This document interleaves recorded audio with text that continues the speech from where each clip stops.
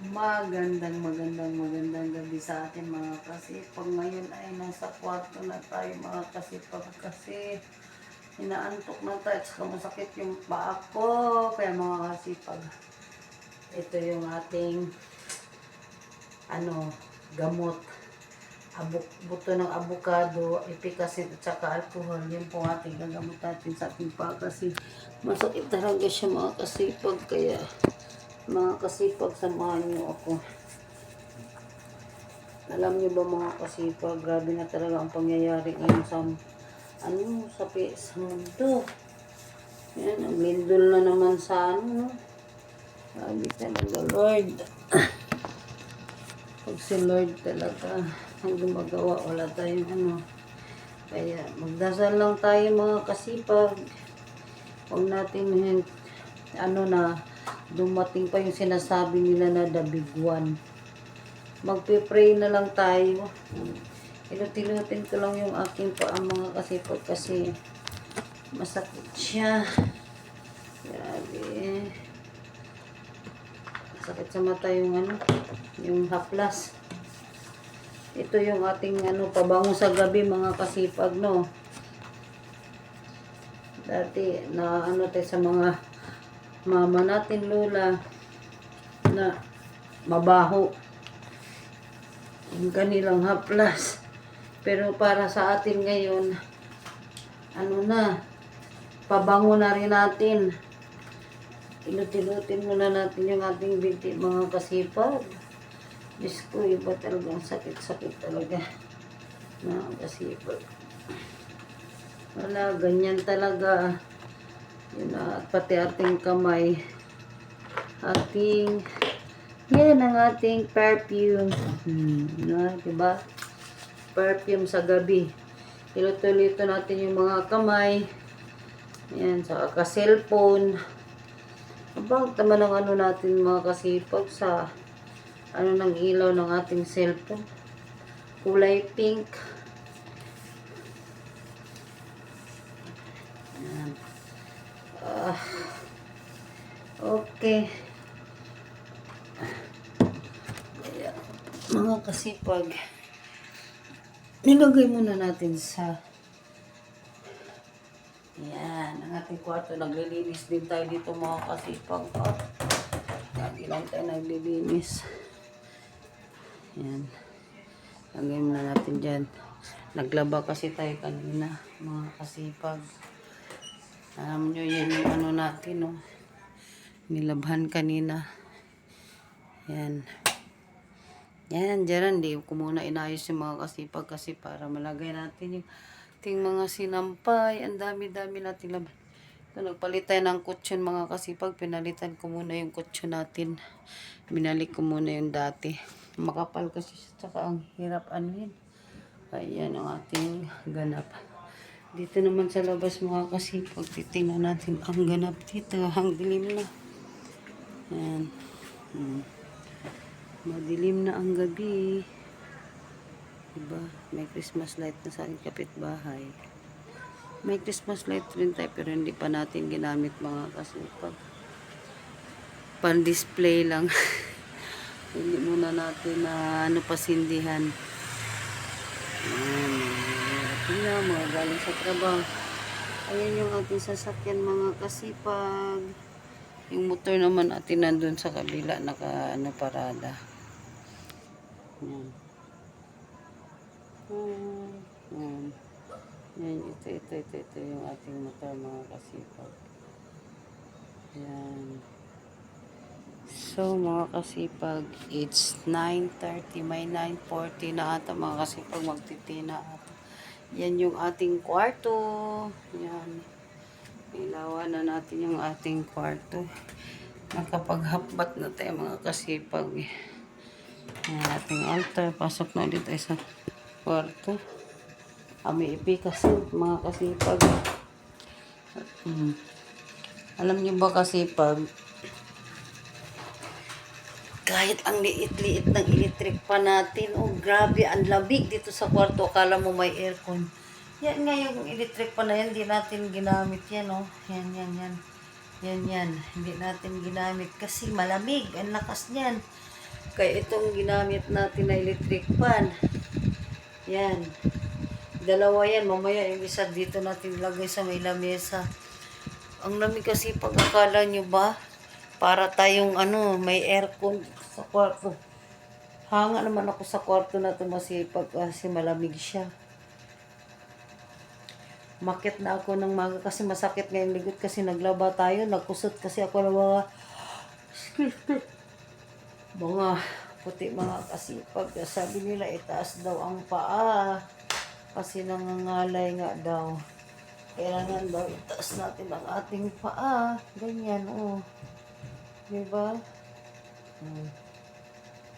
Grabe talaga ang panahon ngayon mga kasipag naglilindol. Sa 7.4. Sa Davao. Sa Cebu, 6.9 lang. Ibig sabihin. Kaso lang sa Davao, sa tubig siya na kunti lang ata na pinsala sa lugar ng may mga bahay na talaga. Lakas din yun Tingnan na tayo sa kwarto. May upuan tayo dyan. Kasi dyan natin ipatong yung electric fan. Ipapatong din ito dito sa mesa. Grabe yung pintura namin sa kwarto. Parang nagputi-puti na yung magenta na kulay. Masarap talaga sa pakiramdam mga kasi pag malinis ang kwarto na nahiga ka, no? Kalilinis lang natin dito kanina mga kasi pag nagpalit tayo ng kutsyon, nagpalit tayo ng sapin, nagpalit tayo ng punda, pinalitan natin lahat kasi naglalaba nga tayo mga kasipag. So, ngayon, yun nga mga kasipag, yun din doon. Huwag na nating hintayin yung the big one. Magpipray na lang tayong lahat, di ba, mga kasipag. Panalangin natin na lumayo na yung mga anumang kabalalaghan dito sa mundo. I-down na lang doon kung saan siya na walang mapinsala, walang matamaan, ganun. Di ba, mga kasipag? Una nating hintayin yung the big one. Mag-pray tayo. Kahit nasa isip natin, kahit busy tayo, mag-pray tayo, okay na yun. Sama-sama natin ang prayer natin Marami ang prayer natin mga kasipag. Diba? Sasabi ko lang sa'yo, ang kwarto namin parang may aircon. Ayan lang ang electric pan na yan, oh. Yan nga, hindi natin ginamit kasi super lamig. Ang laki-laki. Bilib talaga ako sa kwarto na ito mga kasipag. Malamig siya dito, promise. Alam nyo, itong higaan namin ito, minana ko lang to sa kapitbahay namin, binigay niya, bitatapon na sana nila, kinuha natin kaysa masasayang, di ba? Ating lagayan ng sapatos, sa kanila din yun galing. Yung para tayong nagda-dump site na ba, yung para tayong namamasura din yung katulad sa ibang bansa. Biro mo ito, itatapon nila, di ba? Sino ba akalain na tatapon nila may dadampot? Ako pa talaga. Di ba? Tuturo ko kayo sa kwarto. Grabe. Ang puti-puti yung aming pintura na si Magenta. Magenta ang kulay nito Sabi, sa totoo lang makasipag, nakikabikab na ako. Pero hindi pa rin ako makatulog. Pero, kaya lang tayo nakahiga ng maaga. Bakit tayo kasi ang sakit. Sakit ng likod ko talaga. Kasakasot ng puti nisan kasi. Alam niyo kasi pag hindi naman pwede kasi uniform ng bata na puti na basta mo lang siya washing. Hindi kaya ng washing yung dumi ng bata na sa eskwelahan yung mga basta alam mo na yun yung maruming-marumi yung damit nila, di ba? Lalo na pag lalaki. Ay, Diyos ko Lord, Diyos mayo. Grabe talaga sa dumi yung mga puti niya. Kaya, binabad natin ng 2 araw.